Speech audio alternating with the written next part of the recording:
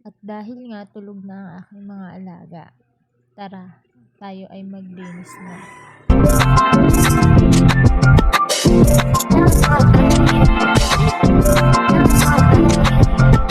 At dahil nga tulog na ang aking mga alaga, tara, tayo ay maglinis na.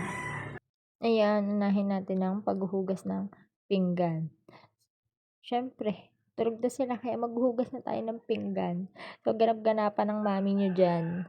So, kung napapansin nyo nga is medyo sumeksi tayo sa ngayon. Kasi nga, secret yon.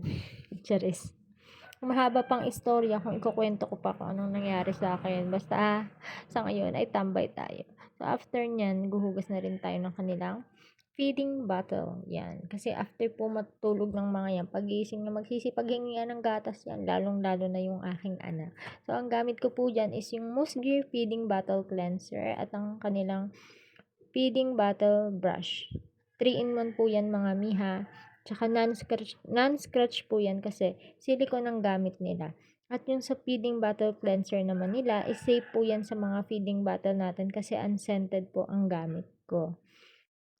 So, syempre after nyan, maglilinis tayo ng konti. Kasi nga, pagising ho ng mga yan, lalo na ng panganay ko, magkakalat ho yan at gugulo na uli ang buhay ko. Charis! Yun lang. Maraming salamat sa panonood.